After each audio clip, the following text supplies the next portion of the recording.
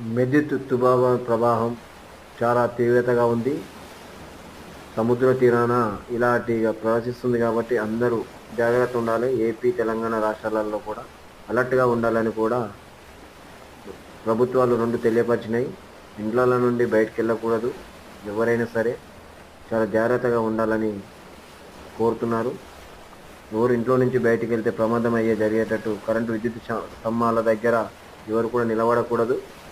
చూసి జాగ్రత్తగా ఉండాలని కోరుకుంటున్నాను.